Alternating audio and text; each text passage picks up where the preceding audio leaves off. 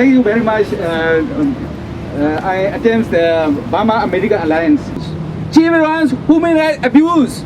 Chevron human rights abuse in Burma. Chevron human rights abuse in Burma. We denounce Chevron. We denounce Chevron. We denounce Chevron. And I'm here representing the Sea Turtle Restoration Project of the Turtle Island Restoration Network and all the sea turtles and marine creatures that can't be here today to speak on their own behalf.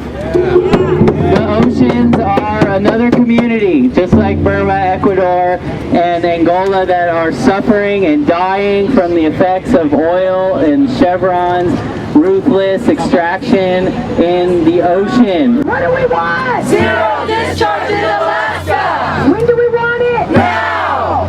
All right.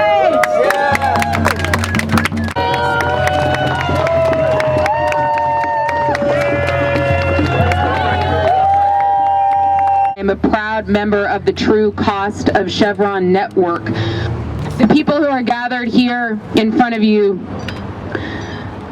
have traveled from literally all over the world, from Angola, from Nigeria, from Ecuador, from the tar sands of Canada, from Alaska, from Texas, from all across the country, from Indonesia, from all around the world. Last year, we went to Houston. We followed Chevron to Houston because it ran away to have its shareholder meeting there. Chevron denied 17 proxy holders who had come to that meeting entrance into the meeting. That includes many of the people who were here today. People from Colombia, from Australia, from all around the world left standing on the street corner while Chevron on the inside showed a pre-packaged video about what it's like to live in communities where Chevron operates, while the people who live there were sitting outside on the street corner. They acquiesced, and they let all of the people in front of you into the meeting who had traveled from all around the world to speak truth to power. And they were brave inside, and they were bold inside, and they were articulate inside. And unfortunately, what happened inside is that what was spit back at us was spin and PR and pre-packaged answers, videos, slideshows. So I want to thank you all for being here, and I want you to hear and listen to the people who have traveled from all the way around the world and all the way across the country to expose the true costs of Chevron, and to ask you to join with us and support us in this effort to fundamentally transform, regulate, rein in, restrict the way this company operates until we no longer need its operations at all. Chevron es culpable por los 26 años de explotación petrolera. Ninguna compañía explotó más antes. Dejaron un desastre natural incalculable dentro de la Amazonía. Chevron drilled for oil in the Ecuadorian Amazon for 26 years, and what they left behind was utter environmental devastation.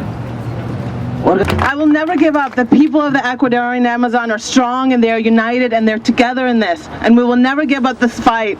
My parents who died because of Chevron's contamination, they started this fight, and I will continue it for them. I will continue it on their behalf until the end.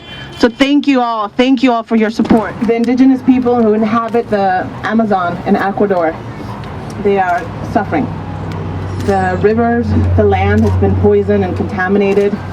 This is the land that gives us life, and we have nowhere else to go. Somos el fiel reflejo de nuestro sufrimiento, de todo ese desastre ocasionado por Chevron. When Chevron claims that it was the national oil company, Petroecuador, that is responsible for the contamination, that's just not true. When Chevron claims that it's the Ecuadorian government that is responsible for the contamination, that's just not true. They have a debt to us. They have been less than humane to us. And we were expecting more at this meeting, at the shareholder meeting. But what we got was just a slap in the face. And as you know, Chevron has been found guilty in Ecuador.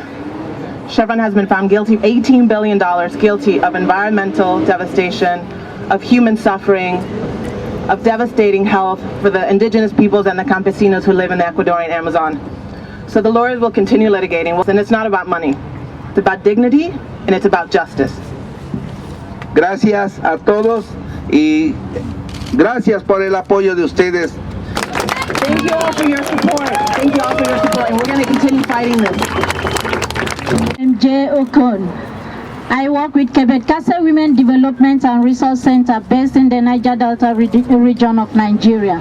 I was inside the Chevron shareholders meeting representing the women of the Niger Delta region, and I presented the case of the women of the Niger Delta region concerning the negative impact of oil activities, of Chevron activities against the women. And I asked Chevron to tell me so that I can take back to the women when Chevron will end gas flaring in the Niger Delta region. And in there it was so frustrating because Chevron admitted that they have no plan to end gas flaring. They want the people of the Niger Delta region to continue suffering the negative impact of gas flaring in Nigeria. But we will not relent in our efforts.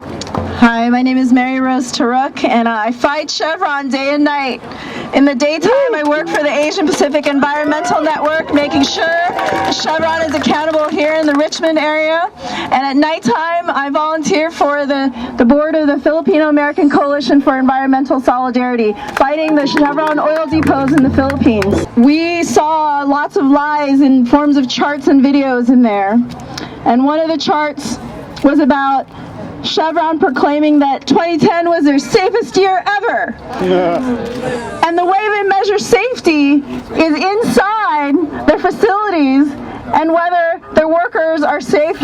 And they don't consider safety, however, on the outside. What they're doing to the people living in the fence lines, what they're doing to the environment and the air and the water and the effects of that. Proud to be part of the True Cost of Chevron network, that there is organizing around the world, all the corners of the earth, and saving our communities and saving our environments, and that we're here together. Thank you. So Chevron right now is expanding its natural gas projects on the backs of ancient species and ancient peoples in Northwest Australia. And all they could say was, oh, we're doing the best we can. They're throwing money at it. They're throwing $60 million to offset the loss of this ancient turtle population over 60 years. And my question is, how much is the loss of an ancient population of sea turtles worth? Thank you. I'm Reverend Kenneth Davis, and I live in the proud city of Richmond, California, where I look out of my living room window every day and I look straight at the smokestacks coming from Chevron refinery. But the thing is, if you believe it, they would take us to jail because we wanted to give a message. The real criminals, the real thieves, the real crooks, those that rob and steal our children's benefit, those that do us all of the wrong and the wrongdoing, where they can hire and have all of their police departments, they can have a security force out here that refuse to let us talk, they can come out and threaten us. I just want to let them know we're not in some of those countries where you can kill me off in the middle of the night. I know that if I were in those places, I wouldn't be alive right now.